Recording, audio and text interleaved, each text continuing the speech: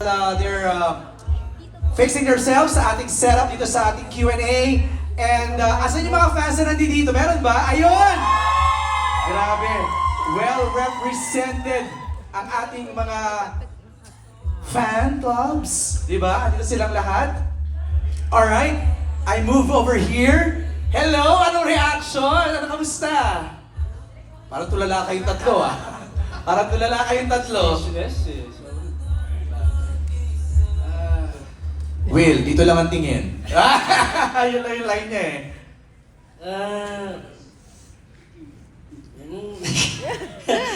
Speechless po talaga pero grabe, sobrang nakakatuwa na makita yung trailer.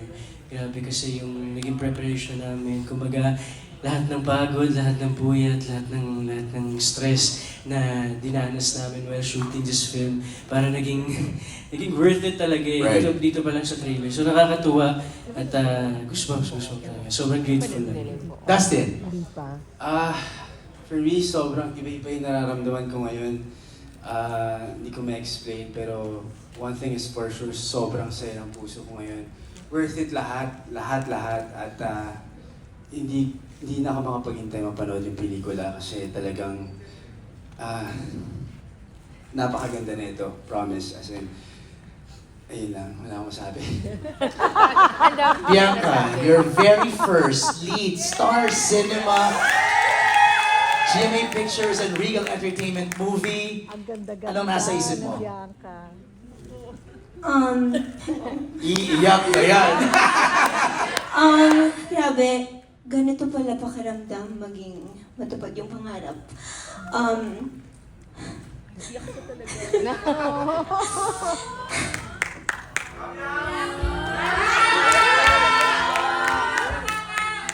Wala ba tayong sushi dyan?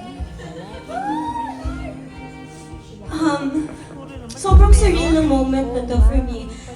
Sir MJ, parang I've waited for this moment my whole life, ever since bata pa lang ako. Syempre, I've always grown up watching Star Cinema movies and of course, seeing our very own trailer, grabe, rewarding. And, siguro, I don't know, parang natutuwa lang talaga ako para sa little Bianca na nangarap. I'm so proud of her, and dumating kasi ako sa isang point ng buhay ko, syempre alam ng karamihan before PBB na hindi ko alam kung para sa akin ba yung mga pangarap ko. So, to that old version of Bianca, mag-antay ka lang. Darating ka rin siyan. So, maraming salamat po sa mga taong naniwala po sa akin. And those times wherein I really doubted myself, Star Cinema has been there for me since day one. Sabay sila nangarap kasama ako, and through thick and thin, they've always been there for me. So maraming salamat po to Sir Chris Gasman, of course, Tito Cory, Sir Carlo, of course, Direk May was my first director ever. Now we're here, we have our first movie. And of course, thank you so much to GMA. Thank you to Regal. I know na bago lang po ako sa inyo and wala pa po akong napapatunayan. But thank you for giving me a chance to do this. Thank you for giving me a chance to share my craft with you. It was such an honor, and ayan, maraming salamat po. Parang tapos na yung press ko no? Hindi pa. Sorry, We're just getting nahalo ako sa started. emotion. Medyo emotions lang talaga Sige. Of course, sorry, add ko Go lang. ahead. Later na lang, later ko na lang kayo link, no? Kasi baka natapos. Oo, mamaya na yung thank you sa dalawa. Baka tapusin mo na, Bianca. Wag muna, okay. Relax ka muna dyan, Papatingin muna natin lahat na makasama natin ngayon sa ating Q&A. Dahil our birthday girl, ikaw muna!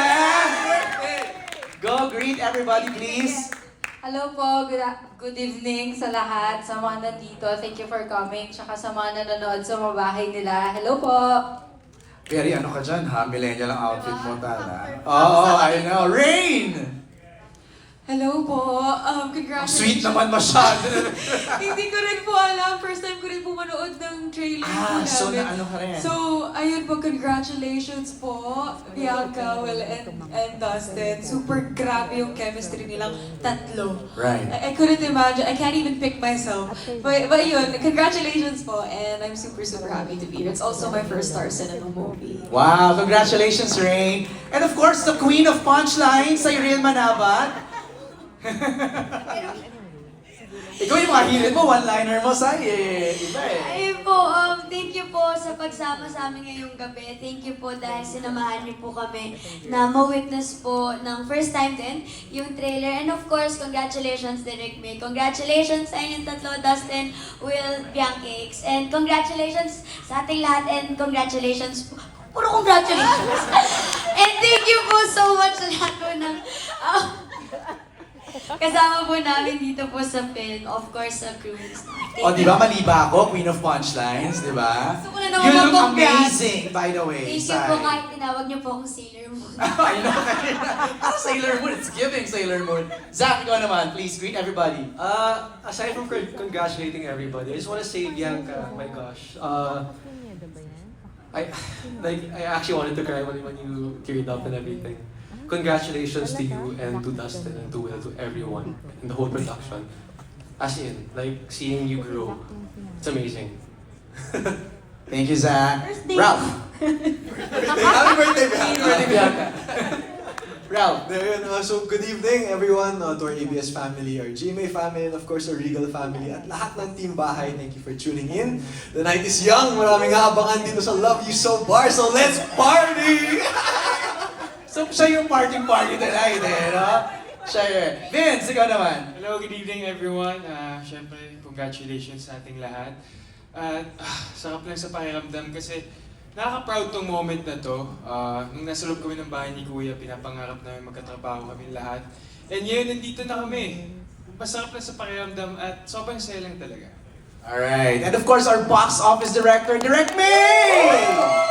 Hello, good evening po sa lahat ng nanonood sa Team Bahay. Thank you for joining us tonight. To those who are here, our bosses, thank you for gracing this event with us from Regal Films, from GMA Pictures, and of course, Star Cinema and ABS-CBN.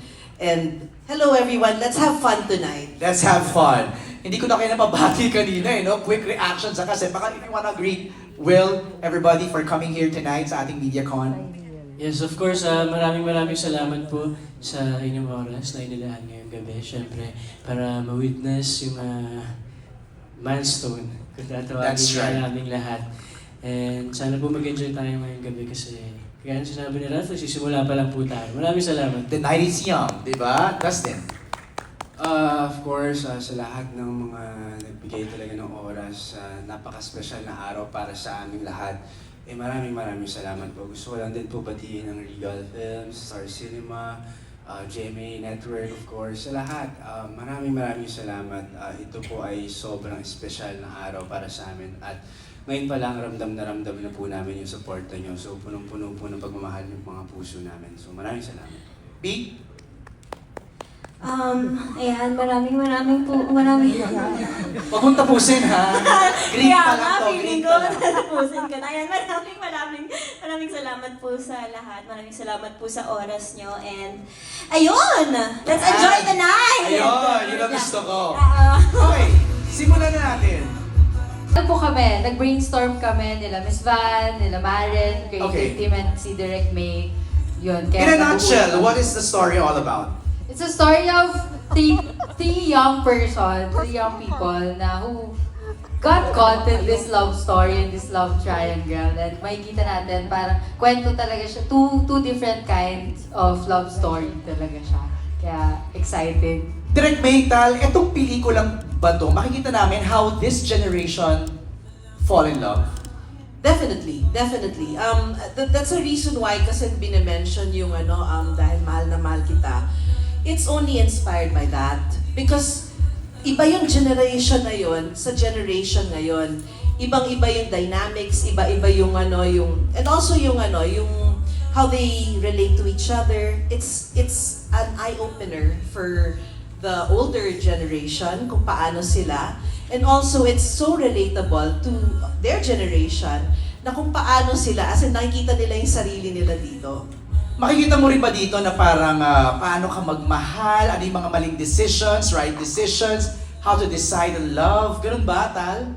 Yes! Parang ano siya eh, di ba pag bata ka, MJ, parang kinikilala mo yung sarili mo, kinikilala mo kung ano ang love para sa'yo, kailangan mo magdesisyon kung sino ang mamahalin mo. So, ganun siya. On that note, for our first question, I want all the cast members to define love.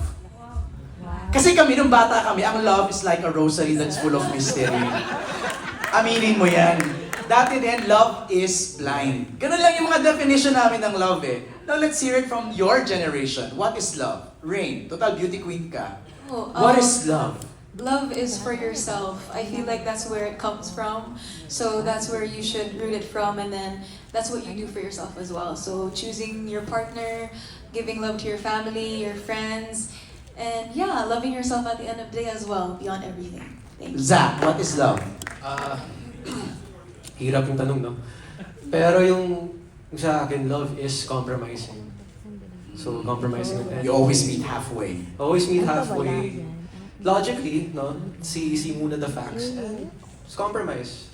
And don't forget to love the person as much as you can. Vince. For me, love. Hirap talaga ng tanong pag tungkol sa love, no? Hirap talaga. Bro. Pero, Ala! Narinig niyo ba yun? pagdating sa love, siguro, kapag ginagawa mo na yung mga bagay na hindi mo dapat ginagawa. Yung tinamaan ka ng love. Okay, I get it. Ralph, what is love for you? Sa akin, siguro love is a choice. Love is a choice on how much love you give, how much love you give to yourself, to other people, who you choose to love also. And I feel like dito sa movie, choices are very important. And we will see what choice Savannah will make. Yeah! Fantastic. Tal, what is love? Okay, based sa generation mo. Love? Same lang naman kami ng generation. Okay. Okay, Tal. Love, I think, parang may binabago ka niya, feeling ko. Ay. For good and for bad. Ang ganda. Direct May?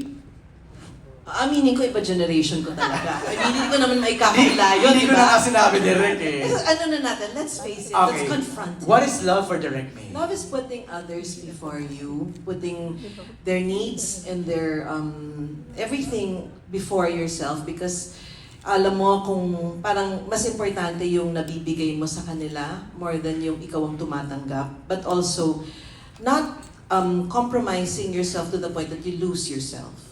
It's selfless. Love is Yes, selfless, no? yes. Sai! Dapat po may buzzer. Yun yung sagot ko kasi naunahan ako ni Ralph. Pero may explanation tayo babawi. Para po sa akin, love is a choice. It shouldn't come from outside forces. It's about how you love, not to fit other people's standard of love. Hindi siya solid form eh. Para siyang liquid. Wala siyang shape. Wala siyang size. Wala siyang anything. Parang love is flowing.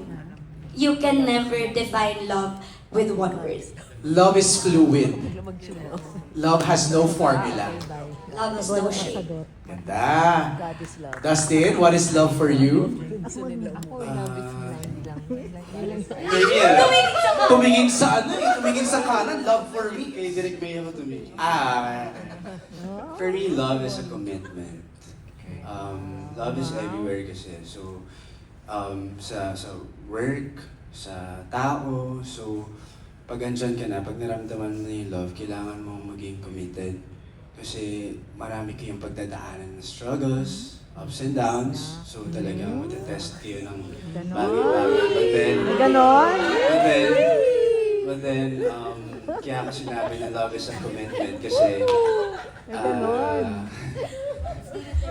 Alam mo, kailangan mo ng focus dito. Kasi may mga naririnig mo eh. kaya ako nasabing love is a commitment kasi, ayun nga, talagang kailangan mo talaga pag-isipan bago ka magmahal.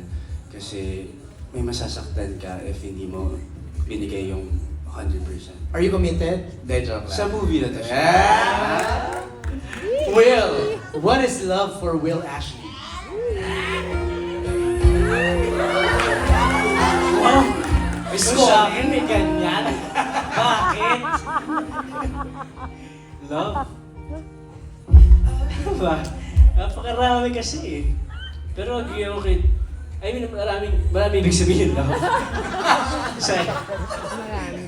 Inuhuli ka ni Cyril eh. Agree ako sa lahat ng sinabi nila, so copy-paste. Then, ayun, pag-commit talaga eh. Pag-commit eh. Kasi, ayun talaga yung the best thing to do eh. You give your 100%. Yeah. And ano ba ba? You give your 100% without expecting anything in return. Parang yun. Ayan po. Galing. Thank you, Will. Bianca, what is love for you? Well, ako aminin ko kasi talaga, Sir MJ, I'm such a lover girl. I love What do you mean by a love. lover girl? Like, I love love. I love talking about love. Gusto ko yung minamahal ako at may Natatanggap nagmamahal kang love. sa akin. I Yes. love love. I think it's so beautiful. Pero siguro, growing up, syempre iba't ibang klaseng love naman yung na-experience nating lahat.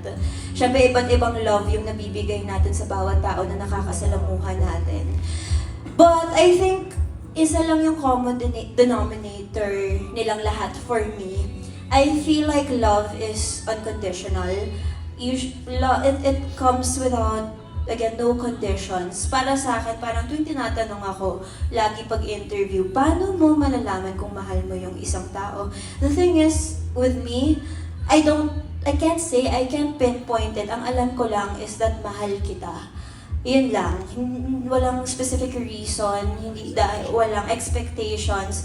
I just love you. So I think love is unconditional. Alright, ang galing. O, di ba? We're just getting started. Pero I have the questions right here from our friends.